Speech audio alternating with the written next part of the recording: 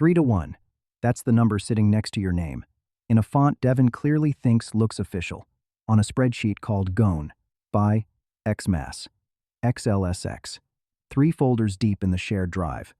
In a path nobody would find unless they were looking for something else, which is exactly how you find it. You opened the file thinking it might be a holiday schedule. It is not a holiday schedule. It is 6 names down the left column, a dollar amount next to each one, and a column header in bold that just says ODDS. Your name is the second row. 3 to 1 isn't the favorite. The favorite is Marcus, 1 row up, even money, which apparently means the office consensus is that Marcus is exactly as likely to be let go as not. A coin flip with his actual job attached to it. You are the next most likely name on a list of 6, according to a spreadsheet that lives on a file server you personally approved the invoice for 8 months ago, $41,000, itemized, signed off under an operations budget line nobody in this building has ever connected to your face. You close the laptop, then open it again, because you want to check if you misread the number next to your own name. You did not misread it. 3 to 1. Devon finds you at the coffee machine 40 minutes later, which is either terrible timing or exactly the amount of time it takes news like this to travel from wherever you weren't supposed to see it. Devon runs the pool the way some men run fantasy football, which is to say with a seriousness that has fully detached from the size of what's actually at stake. The line moved a little on you this morning. He says like you've asked, like this is a service he's providing. You had a meeting with finance yesterday. That's basically a public tell. The house had to adjust. You ask him, carefully, what the house takes, exactly, in this scenario.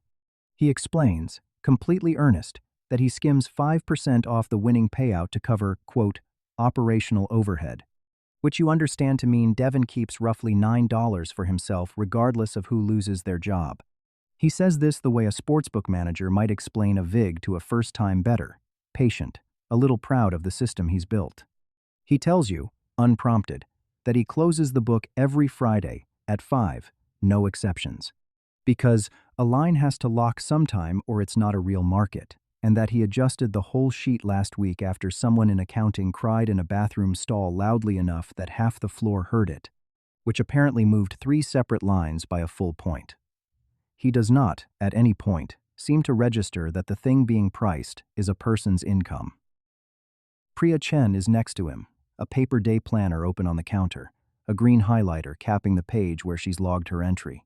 $20 on Marcus, she tells you, unprompted, like she's proud of the read.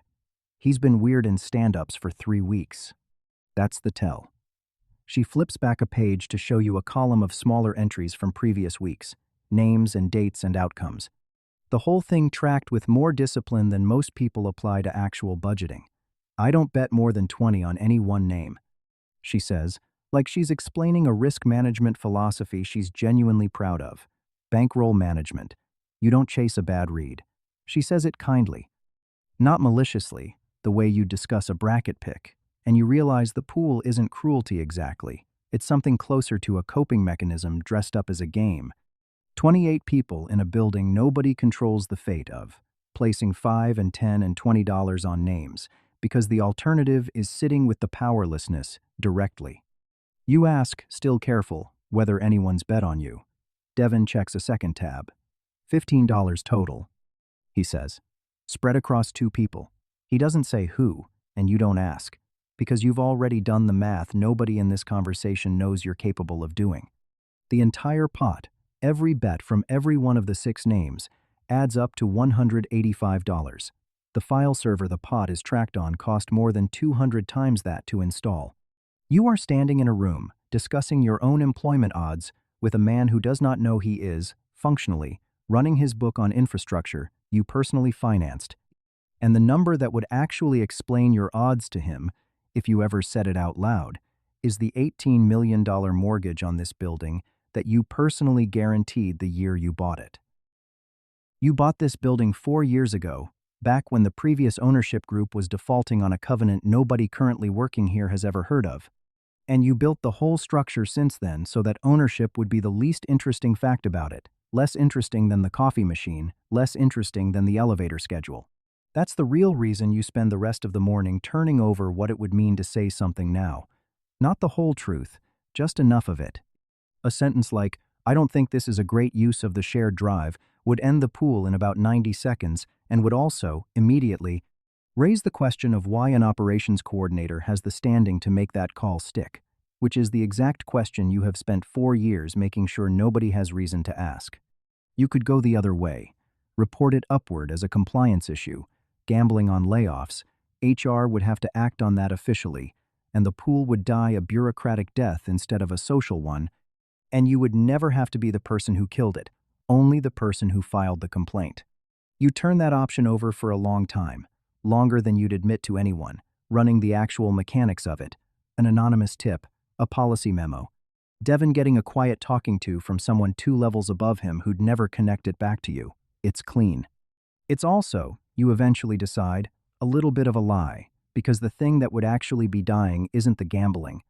It's the one unguarded moment of honesty in a building otherwise run entirely on people not knowing what they don't know, and some part of you doesn't want to be the one who ends that on a technicality.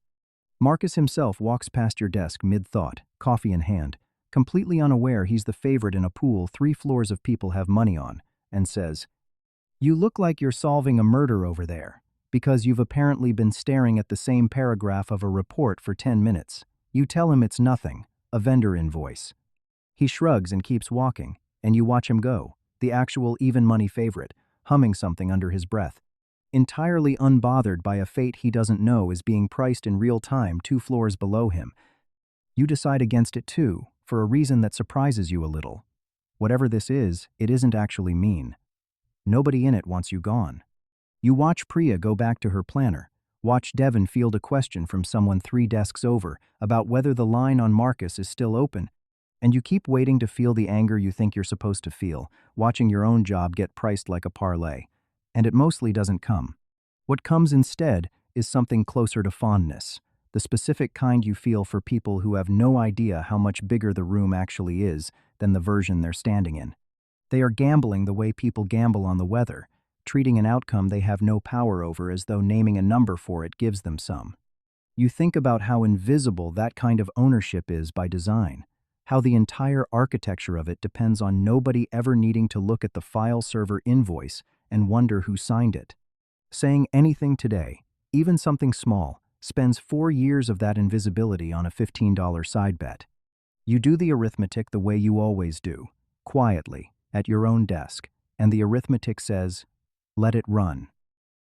But you don't leave it entirely alone, because something in you wants at least one honest joke in a system built on people not knowing what they don't know. Back at your desk, you open the file one more time. There's a 7th row available at the bottom, empty. You type a name into it. Building owner, unknown. You leave the odds column blank, save the file, close the laptop, and don't tell a single person you did it. You don't check the file again for 4 days, mostly on purpose.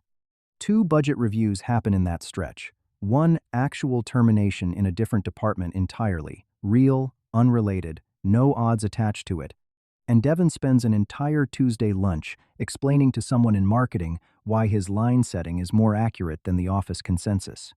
You tell yourself the joke was for you, not for an audience, the kind of thing you do because the alternative is silence with nothing in it at all. When you finally open the sheet again, on a Thursday afternoon with nothing better to do while a report loads, 3 things have changed. Marcus is still even money. Your own line has drifted out slightly to 7-2, which you choose to interpret as good news. And the 7th row, the one you left blank, now has a number in the odds column, 100-1. Someone placed $5 on it. You ask Devon, as neutrally as you can manage, who added the 7th line. He lights up, actually lights up, like you've asked him about his favorite subject, which you have. Nobody knows who added the name. He says, but somebody's been sniping $5 long shot bets on it for 2 days. I had to price it, obviously. 100-1 felt fair. Nobody's ever even seen the guy who owns this building. It's basically betting on a ghost. He pulls up a 3rd tab you hadn't noticed. A login history he pulled from the shared drive's edit log and reads off 4 names who touched the file in the last 2 weeks, working through them out loud like he's solving something. Your name is on the list. So is the IT contractors, and two people from finance who probably just opened it out of curiosity. Devon lands on the IT contractor as his best theory has admin access, probably added it as a joke, wouldn't tell anyone, and moves on without a second thought, your name having passed through the sentence and out the other side of it without ever slowing him down. For about 3 seconds, you genuinely believed the wrong version of this was about to happen. You keep your face doing whatever it was already doing. He says all of this with total sincerity. No idea that the ghost is standing in front of him holding a coffee. No idea that the person who added the joke and the person collecting on it might, theoretically, be the same person and be standing 4 feet from him right now. You look at the number for a second longer than you need to. $15 total on your real name. $5 on a name that doesn't officially exist. $185 in a pot, sitting on a server that cost $41,000. Inside a building, carrying an $18 million mortgage with your signature on it. 4 floors above, a man who thinks he's running the most honest book in the office because he skims his own 5% in the open, and who just read your name off a list out loud and looked straight through it without breaking stride. This is the part nobody in that spreadsheet will ever see, not because it's hidden from them exactly, but because there was never a version of this where they'd think to look, and there never needed to be. It isn't a story about a reveal, because there isn't one coming. Not today. Maybe not ever. It's a story about what a building looks like from the one chair in it that actually knows, down to the dollar, what the roof over everyone's head actually costs. Devon thinks he's pricing risk. Priya thinks she's reading tells in a stand-up meeting. 6 names get treated as equally replaceable, priced to the dollar, gambled on with the same casual math people use for a coin flip, and the 7th name, the one that would actually explain the whole board if anyone ever solved for it, sits there at 100 to 1, technically correct, functionally invisible, exactly the way you built it to be. Somewhere underneath all of it is the actual joke, the one none of them are in on. Everybody in that spreadsheet assumes replaceability runs downward, that the risk sits with the 6 names getting priced, never upward, never toward the roof itself, never toward the entity nobody's ever had a reason to Google. The pool isn't wrong that someone in this building is replaceable. It's just wrong about which direction the arrow points. You close the laptop. Somewhere in the building, the pool keeps running, and nobody in it has any idea they already got the longest shot on the sheet exactly right.